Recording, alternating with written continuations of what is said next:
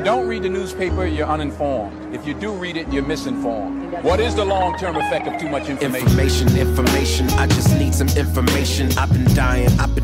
Is it lack of education? I've been reading without any transformation. I'm addicted. Is it overstimulation? Hey. Welcome to the Sixth Sense Report. Hear ye, come one, come on. You are listening to the Sixth Sense Report with Joel Nikoloff and Darnell Samuels. Yo, bro, you want to play some Call of Duty? What do you mean? It's how I celebrate Remembrance Day, man. What are you talking about? Oh man, no,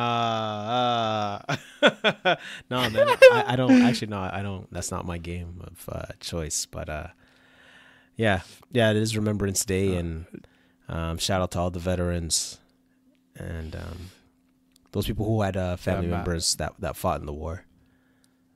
Yeah, respect, definitely. Yeah,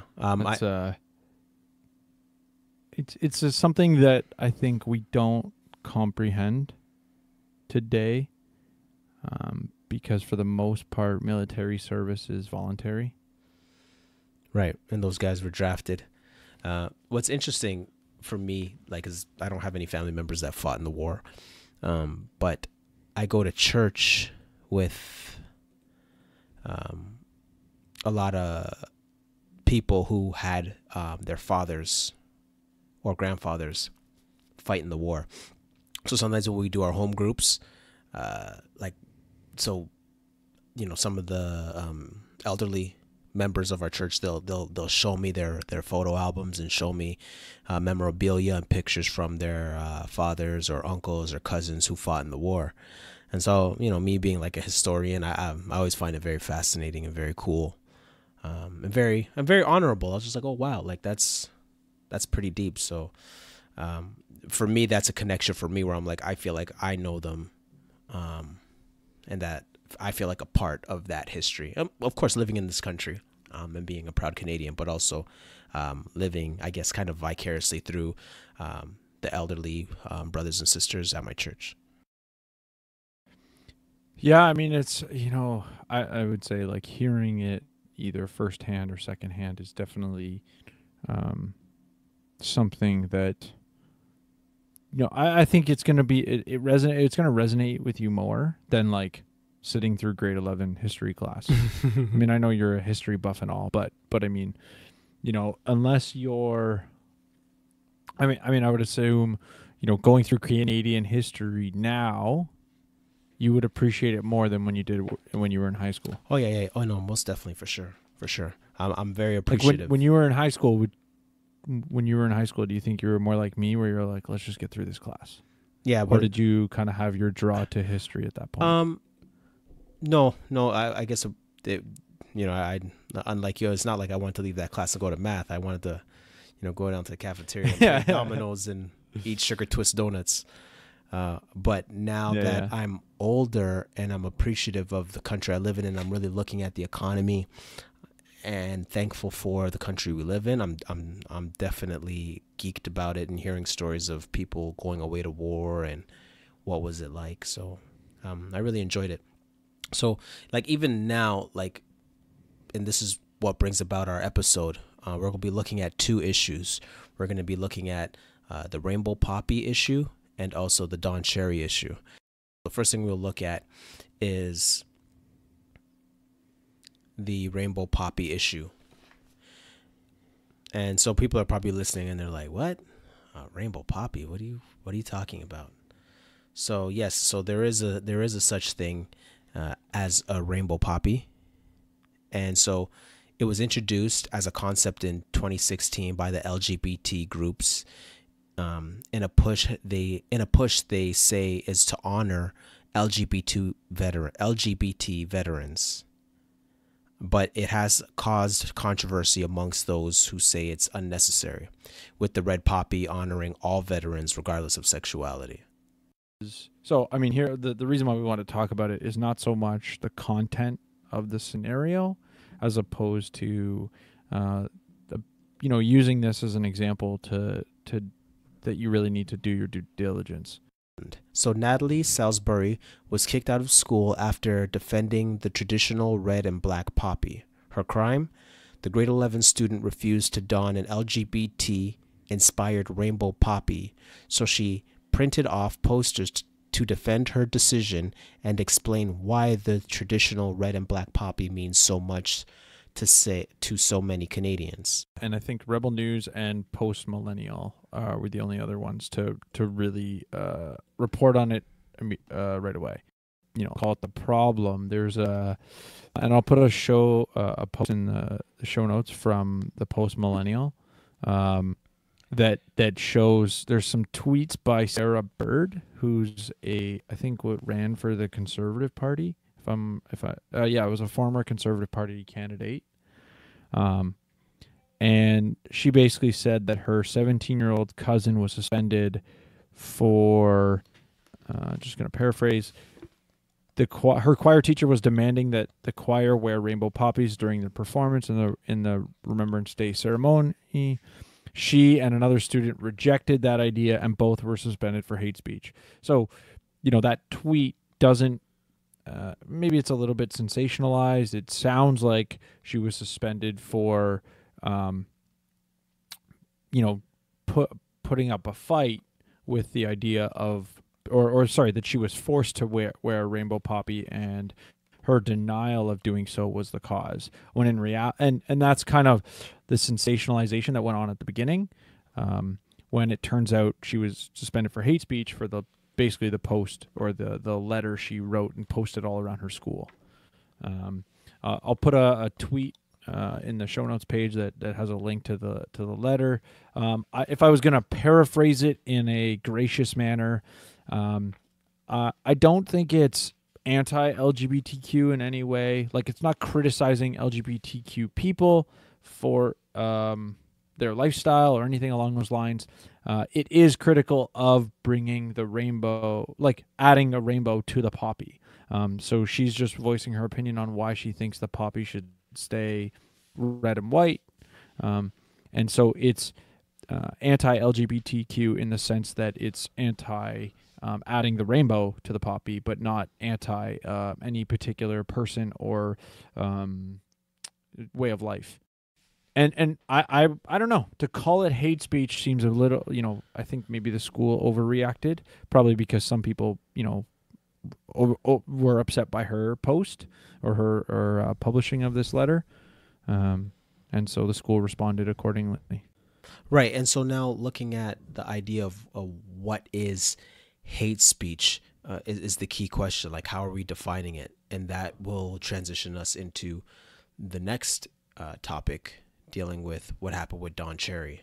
Mm-hmm. Okay, so for those who don't know, Don Cherry made some comments on Coach's Corner. So we're going to play the clip and then we'll talk about it. I was talking to a veteran. I said, I'm not going to run the poppy thing anymore because what's the sense? I live in Mississauga. Nobody wears, very few people wear a poppy. Downtown Toronto, forget it, downtown Toronto. Nobody wears a poppy. And I'm not going to. He says, wait a minute. How about running it for the people that buy them?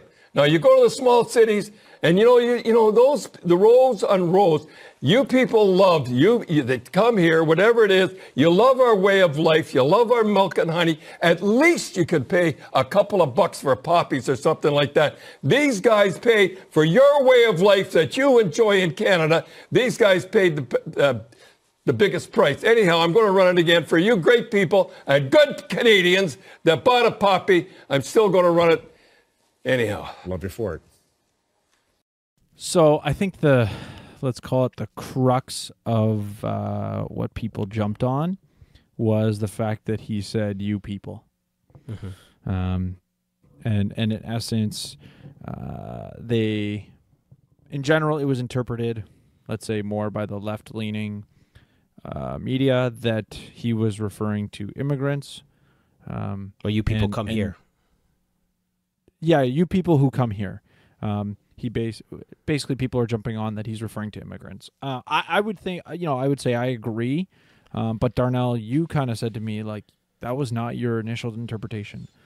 No. And I had a few people, like, sorry, go ahead. Yeah, no, because like he references like, yeah, I'm from Mississauga, and he was just kind of saying, okay, well, I noticed that people in Toronto aren't doing it, people in Mississauga aren't doing it, and then then you people that come from abroad. Now it's interesting because like, yeah, well, he was also saying like in the suburb or in other places of Ontario, he's like people everywhere are wearing poppies, or right? So he's not, referring to like not wearing poppies. No, in like so if you were to go to small town Ontario, everybody has a poppy. So he was kind of saying like in the metropolitan areas, nobody wears a poppy. Yeah, and it's funny because when he said you people that come here, I was thinking also like, of course, people that come from overseas, but also people that might even cross over the border. So it could be Americans as well. I know that's how I kind of saw it, like as him basically attacking the culture as a whole, not wearing poppies. So I was just like, okay, but I can see how how people would see it as a shot at him kind of taking a shot at immigrants. I could see that though too. Yeah, I mean it's I think it's interesting in that I mean he defended there was a people like I think he responded to here's the quote, what he said. I know what I said and I meant it. Everybody in Canada should wear poppy to honor our fallen soldiers. And I mean that I think is what he intended. The point was like he was trying to voice his opinion that not enough people support our troops. If you listen to the entire Coach's Corner segment, which is where this is from, which is from Saturday Night Hockey. I mean, Coach's Corner, I'm assuming, is going to be dead. If they try to put someone else in his place, I will laugh hysterically and never watch it. But that said, he even in the full segment, he said something to the effect of, I'm not sure if I even should run this segment. So he always runs a like fallen soldiers, respect for our troops kind of segment. He does? On Remembrance Day. Yeah. Oh, cool. And so this was in like leading up to that segment. And so he also had said, I wasn't even sure I was going to run this segment this year, but because nobody wears. So it's like a huge little rant about people not honoring our soldiers. And he's like, but I'm going to do it again this year. And then basically he runs the clip after this rant. And so, is it taken out of context? No, probably not. Is it not giving it a fair shake? Like you got an 85-year-old guy who I would say, for him to say you people, I feel like he says that all the time. I don't know why. I just like, maybe I'm wrong. Like, but he says you people, like you in the media, he refers to, I mean, well, no, like I would say he uses you people, not referring to immigrants all the time. You people out there, if you're listening and you're doing it, and you should get involved in this too. Because what they want to do, they want to take when our guys, when they come back, they, they need the jobs. Everybody needs jobs. They want to put them in the construction business. So they're going to train them. So you people should get involved. I'm going to be involved. Helmets, the hard hats, the greatest people in the world next to our troops. So come on, get involved in this. It's the Canadian way. But as I listen to it, it doesn't sound foreign in the sense of like, I feel like a bit of deja vu because like, he'll say like, one of his biggest criticisms is, and this is a bit of a total hockey sidebar, he goes at the media for, basically there's people in the media who want to change the way hockey's played, whether it's with respect to hitting or with respect to fighting or different things, but they've never played the game. And so he'll say, you people, towards them, in term, when they're talking about fighting. So that's where like this you people comment, I think is, I know that there's let's say a little bit of baggage with the use of the term. But I think maybe there's a bit of reading into it more than he intended it to come across. Because he's just categorizing you people, like he's speaking to the audience. But again, maybe I'm being more gracious to his words, but I totally get why it's taken as immigrants, and maybe he intended it that way. Where do you think all the outrage is coming from? Well, yeah.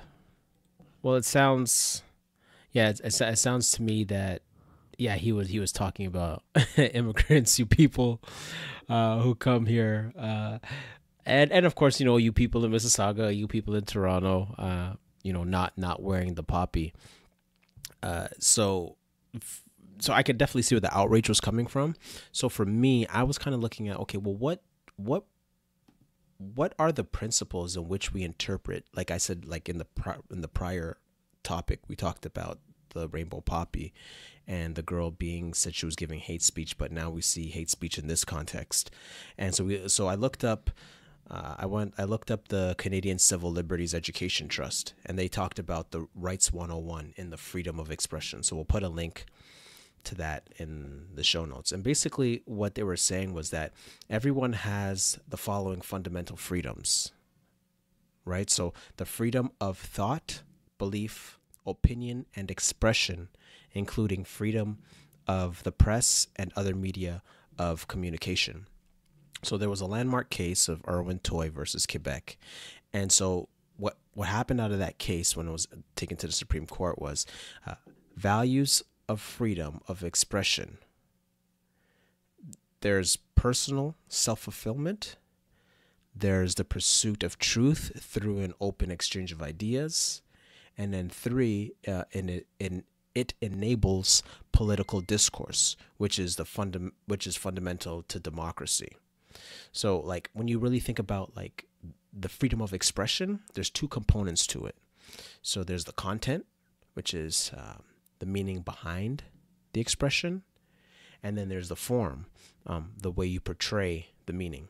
Now, in this context, dealing with Don Cherry and looking at the meaning behind his expression, I know for me as a Christian exegete and a person who sits under expository preaching, my listening is always inclined to hearing explicit and implicit statements, vague statements interpreted in light of the explicit statements. So I thought Don Cherry was really smooth in him making a lot of implicit statements. Like he never said, those Jamaicans, those Africans, those Indians. But again, that could be interpreted in many different ways. You people could be people from Buffalo crossing the border to come here. He might have, some friends and family from Buffalo or wherever the case is from the U.S. coming over here.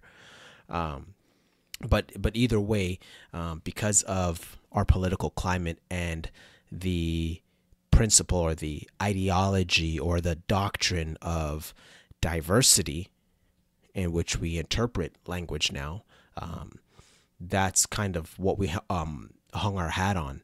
And so that was the lens in which his comments were being interpreted. So I thought it was kind of unfair and really judging the content of his expression. But I would also add that we really have to look at like how far can one go, because we don't have absolute free speech, right? And we've talked about this before on previous episodes, right? So, for example, you can't no threats of violence, and that the pros and cons of for example, the pro of sharing info, the pro and con of free speech is that the pro is that you're sharing info for public consideration, but the con is that you're protecting vulnerable individuals. So you dehumanize or cause others to have negative feelings towards that group. So should we have laws to protect people from this type of harm? Right, and that's what we're really wrestling with, because yes, it's good to have the dialogue and allow these comments to be made and we can wrestle with them. But then the negative side is that protecting vulnerable individuals, dehumanizing them, and making them targets of hatred, and that's what people were kind of worried about. Yeah, and I mean that's an interesting. I would say, like, to me that takes like 4 steps from what he said. Well, maybe 4. So it's a few steps away from what he said, right? Because like, okay, like if I was gonna break down what he said into like fundamental tenets, and this is, I'm glad I kind of got you to break all this down first, because it puts how I want to interpret his speech or his content in the right frame. I'm glad you really broke out this freedom of expression concept, because what he said, if I'm just simplifying it, let's go with the immigrant claim. He's basically claiming that within Mississauga, within Toronto, immigrants are coming here and not buying the poppy. So what is he implying by that? I think he's implying, and he kind of said it, is that they're not supporting our troops, and they're not supporting. As a result, he's then making an extension that they're not supporting the rights and freedoms that they've been given by coming to this country, or they're not supporting those who sacrifice their lives to give us those rights and freedoms. So that claim from him, would you say that's a good paraphrase of kind of his claim? Yeah, no, definitely, because like, yeah, looking at his content, I felt like the heart behind it. I agree with the heart behind it. He's passionate. I'm sure he might have had some relatives who fought in the war. Allow the man, let the man be passionate. Yeah, and so he thinks more people should support our troops and those they who should. sacrifice And they their should. lives. And we should. And so the question then is, and to me, one question is he even right? Like, is he right that, again, assuming he meant immigrants, is he right that immigrants don't support the troops? No, Or I don't think so. Don't. And I don't know if he's right either, because the poppy, I would say, is just one way you could support the troops. Arguably, if you don't wear a poppy, but you're in the battle with the Liberal government about how much we support our veterans and trying to resolve some of the problems there. Well, like, if you're on that battle, but you're not wearing a poppy, like, I would say clearly you care about our troops and those who sacrifice their life and put their lives on the line for us. So I think the poppy is just one example of support, and so he could be dead wrong. And even if he is dead wrong, well, is the answer to say, like, my concern is, like, we've basically just shut down conversation on his statement, which there's no, we're not even going to engage whether he's right or wrong. Like you've said, your perception is he's wrong. I would say, I don't really know. Like, his claim that within Toronto and Mississauga, less people wear poppies, like, as a proportion, obviously. So only 10% of the population in the metropolitans wear the poppy, whereas like 90% of the population in, like, the rural Ontario or small town Ontario. If that's true, what does it mean? I don't know. But is it something we should maybe have a public discourse about? Maybe there's a need within our metropolitan areas to actually say, like, we need to value the actual rights and freedoms that our country was founded on a little bit more. And that's and I think that's a public discourse that maybe we should engage in. But my what frustrates me, or in Darnell's words, what bakes my biscuit, is the fact that calling it politically incorrect, and just like, because to some extent, why are we calling it politically incorrect? Because a whole bunch of left-wing media got upset by what he said. Right? Like, I would say there's probably a whole bunch of the hockey world that went, you shouldn't have said that. Right? Just because they know how people are going to respond, as opposed to being, that was hateful and bigoted. Like, to call it hateful and bigoted based on him making a claim of his observation is imputing motive and prejudice that you don't actually know he holds. Mm-hmm. You just know he made an observation that you think is wrong. Mm-hmm. So, I mean, I put all of that in, and so with all the rant I've gone on, to then turn around and say, okay, how does it, in the words you said, how does the con of free speech putting the minority or putting the vulnerable at risk? Well, how would it put the vulnerable at risk? The only way would be if someone says, okay, immigrants to this country don't value our troops. Okay, how does that put them at risk? Therefore, we should vote for policies to kick them out. So, but you know what I mean? Like the person would have to jump to that conclusion. But even that isn't a human rights violation. Like, that's using the political tools at our disposal to try to reinforce. Okay, I see where you're coming from. Yeah, the Canadian values. Okay, right. So it would literally have to be I need to do something to get rid of these people to get out of our country, which has nothing to do with what he said.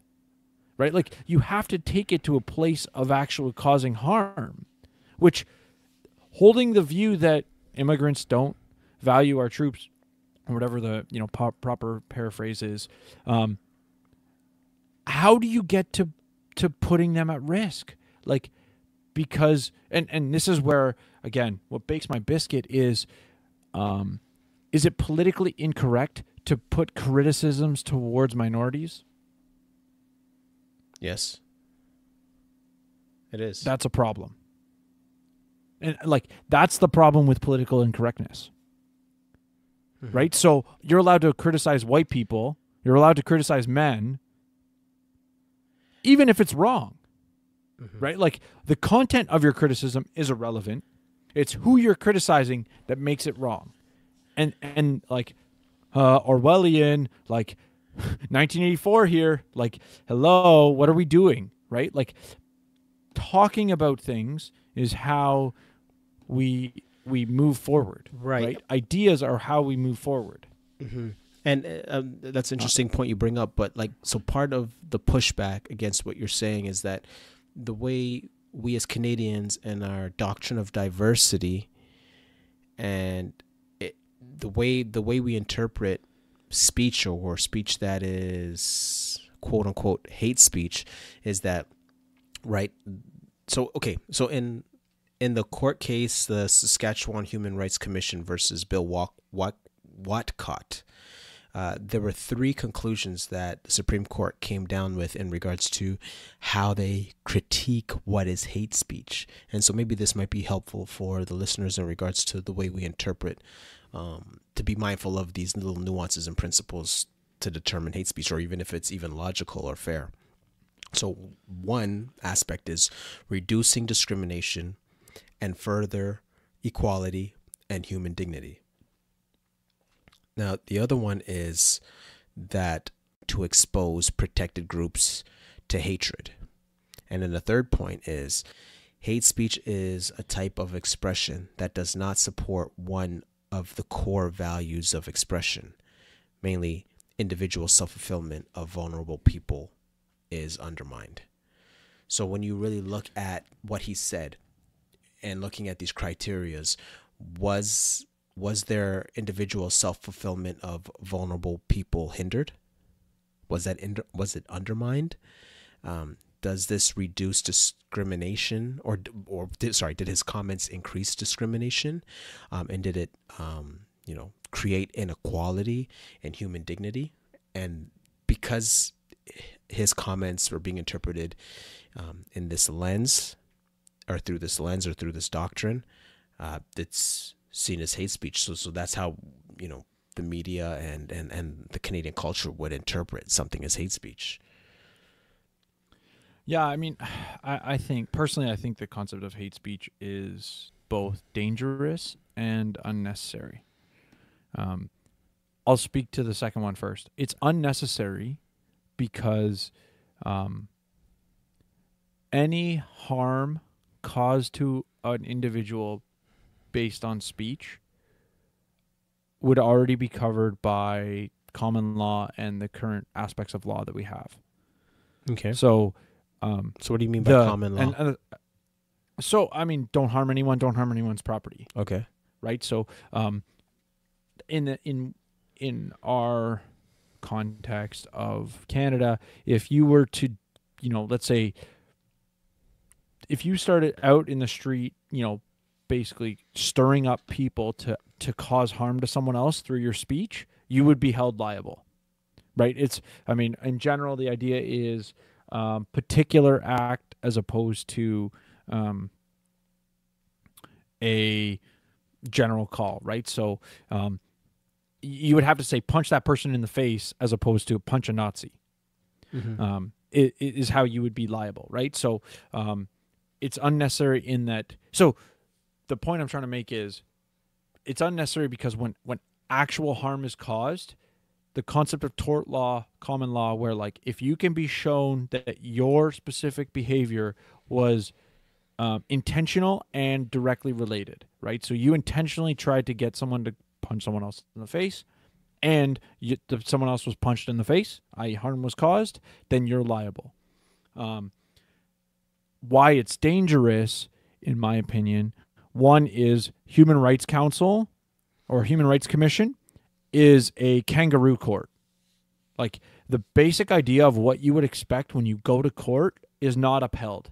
It's I mean, we could spend a whole show on it, so I won't go down the road too much. But in general, when you hear Human Rights Council or Human Rights Commission courts, that's not the same as like let's call it a regular trial and sort of the outlining that you would expect with regards to legal rights and privileges that are granted to you through the court system. And consequently,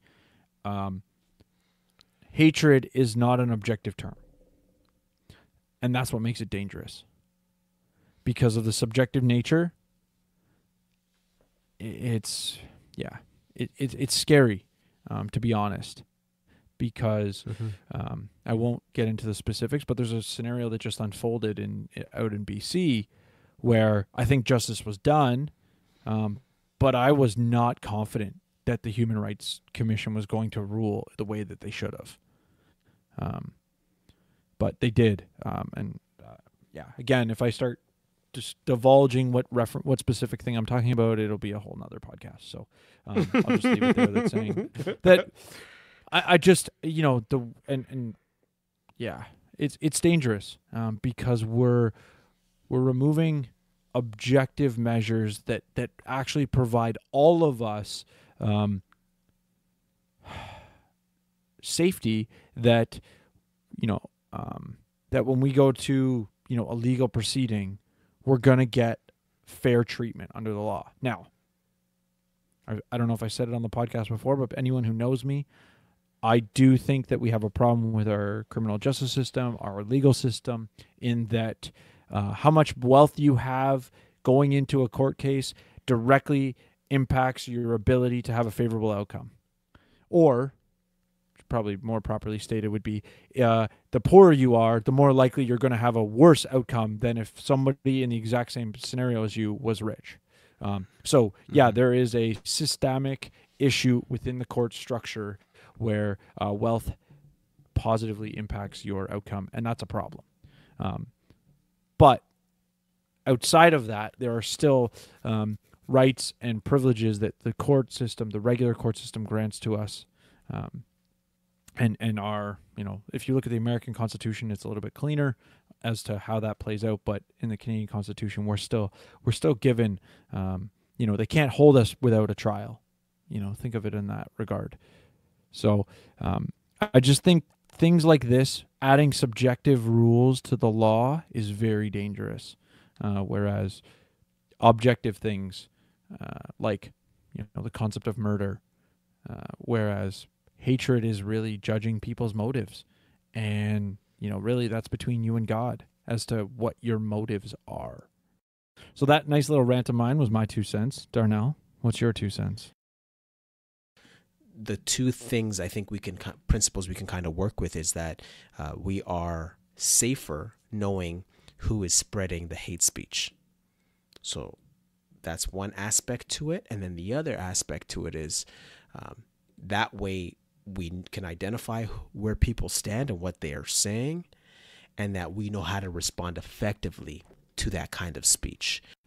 I believe the underlying principle for both issues is not to call good evil and evil good, Isaiah chapter 5, verse 20. Though some may call Don Cherry's comments hate speech and or bad, the fact that he was free to speak his mind is a good. Instead of hiding, silencing, or canceling hate speech, we should be exposing it by taking it on face to face. Christians need to be aware of the culture's made-up righteousness or virtue signaling. Society does not define what is good or what is hate. God does. Our gospel, which is good news, is considered bad news or hate speech to them. Political correctness throws the baby out with the bathwater, the dirty water of fear and the precious gift of free speech. The assumption is that hate speech will lead to a particular group of people being mistreated, kind of like Hitler and the Jews or the Hutus and the Tutsis. To conclude, this is to skip history class altogether. Evil ideas thrive when monologue is exalted over dialogue. As Christians, we are a logocentric people, meaning a word-centered people. We believe the world was created and put in order by words, and souls will be saved by words.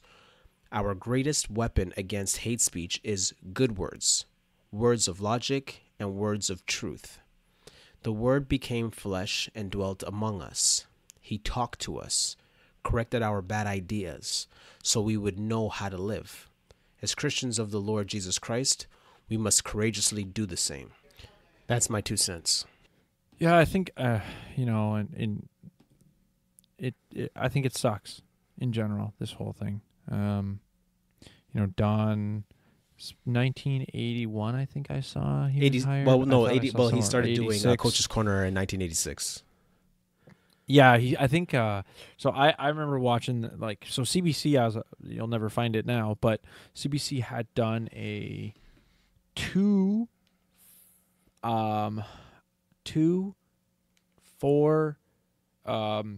2-hour segment. So it was a total of, I want to say 8 hours twice, where they basically did like a story of his life. So like over a 16-hour documentary series. The first 4 was like leading up to the job, and then the second one was like a little bit more of like leading up to like the last little part up to his job, and then like I guess while he'd been working as a broadcaster. And I don't know, I liked it. I thought it was a pretty good story. It was pretty decently well done for a Canadian, produced project. Yeah, but it's the end of an era. Yeah, and that's exactly what I was going to say. End of an era. Like, this guy has, he made his living being controversial, right? Like, you go back into like the 2000s, he's chirping European hockey players, like chirping them for being soft, right? Like, so you want to talk about politically incorrect. This guy has been politically incorrect his whole life, just voicing his opinion. They made money off of him being politically incorrect. So, he's been talk about firing him for like the last decade, whether they want to get rid of him. And so, to me, I know I already gave my 2 cents, but this is a bit of a extra change, hockey baby. Perspective. Extra change, baby. Yeah, extra change. Within the hockey community, he is both loved and hated at the same time. For multiple reasons, right? People love his opinion or they hate it. And the thing is, he's been paid for his opinion. Some people will say, well, I saw some comments in the chats that I'm in hockey chats and whatnot, that like he spoke on politics and that's why he got fired. Man, he's been talking like politically, type of stuff and all along. The fact that he potentially referenced immigrants somehow, as I said, because you're critical of something that's considered a minority, that's why you get fired.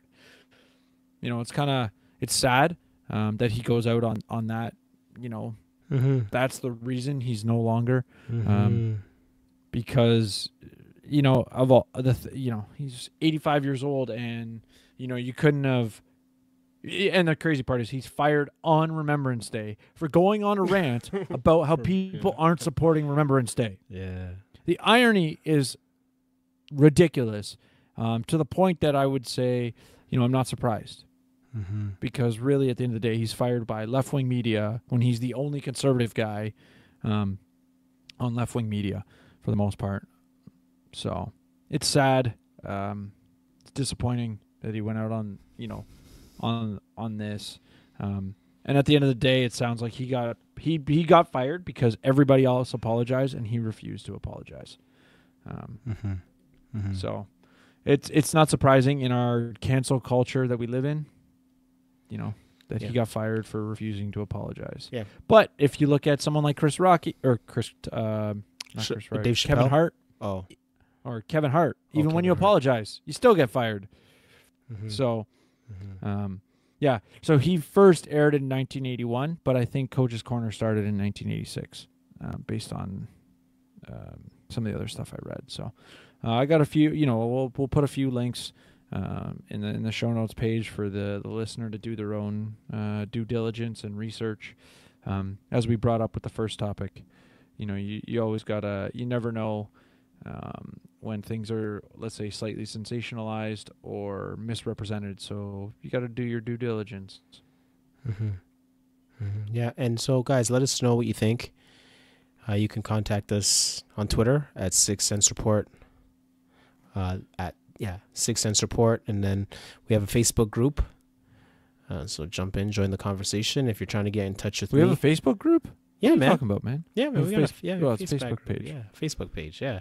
The Facebook page. Facebook page, bro. Yeah. Facebook page. If you're trying to get in touch with me, do go to Darnell, DOGUDDA _ Darnell on Twitter and Instagram, and the Darnell Samuels on Facebook. And T Joel and 39 everywhere. I'll let your boy. 6 Cents makes change. 6 Cents makes change.